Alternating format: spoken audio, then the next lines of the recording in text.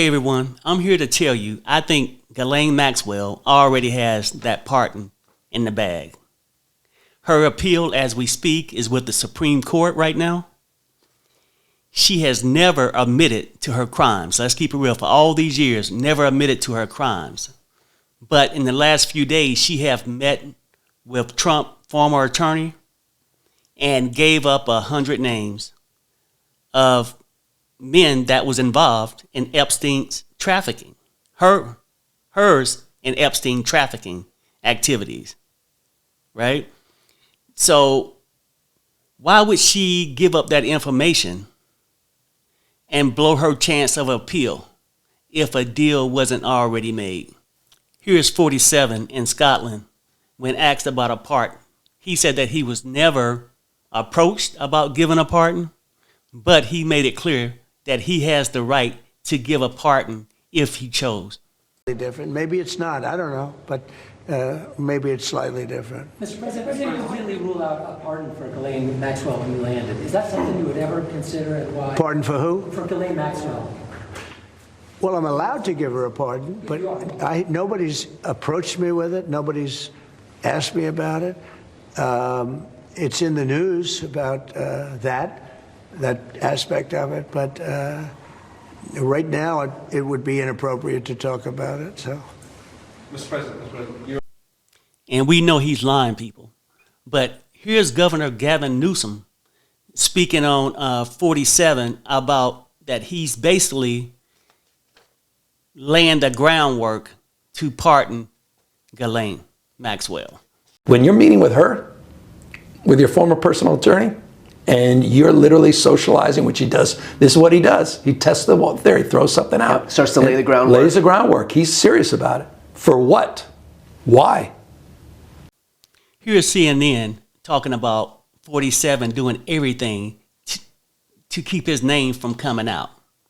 And at the same time, they speak on the Republicans now tossing it out there a little bit that perhaps Ghislaine Maxwell could have been a victim. If the play is to give her some kind of clemency, I mean, it's going to stink to high heaven. I mean, it's going to, she is a sex predator. She was found guilty of doing these things. She found guilty of she would take the passports away from these girls who they dragged to Epstein Island. She did all of this stuff. She's neck deep, and so the notion that they would give her clemency is just insane. But then what would she say? Right. What could she possibly say that would be believable? And and the Justice Department trashed on her credibility back when they prosecuted her. They said that she couldn't be trusted under oath. It's crazy. It's crazy. And now we see some members of MAGA media. We saw, first of all, we've already seen some MAGA commentators like Dinesh D'Souza, Charlie Kirk, basically saying, "I'm moving on," as instructed. We see Epstein's name barely even mentioned on conservative channels like Fox or whatever. And now we see this Newsmax guy saying that she might even be a victim, this convicted sex predator against kids. It really just goes to the complete lack of shame about people who want to defend Donald Trump no matter what. And this is something where, I mean, the fire is coming, the call is coming from inside the House. This man, Donald Trump, has revealed himself not to want these files to see the light of day. Now, he's not a generous person. He's not a person who's empathetic and wants to help other people for the sake of helping other people. The only reason why he wants to do this is to help himself. He knows what's in those files, and he obviously has some concern about it. Whether or not it's anything serious or just something embarrassing, I don't know. Yeah. And there's people, I think the fix is in. The way things are lining up, I really truly do. I think the fix is in. I think she will be getting a pardon.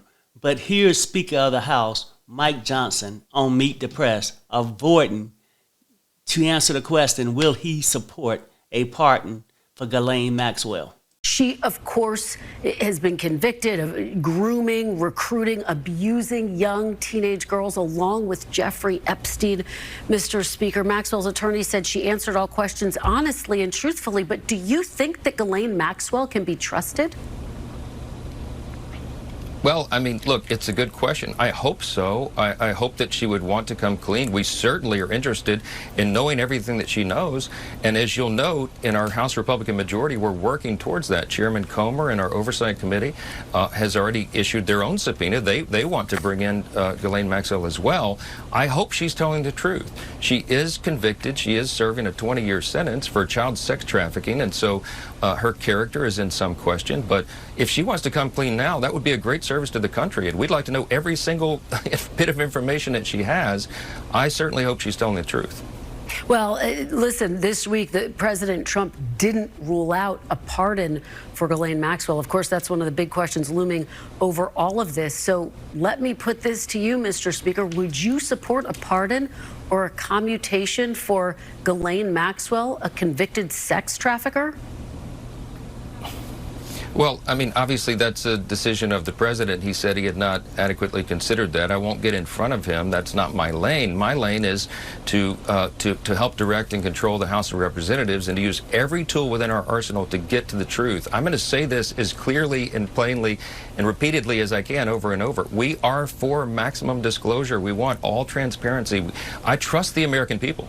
I and the House Republicans believe that they should have all this information to be able to determine what they will. But we have to protect the innocent. And that's the only safeguard here that we've got to be diligent about, and I'm insistent upon doing so. So 47 already got everything in place. He got Congress, he got the Senate, and we all know he got the Supreme Court.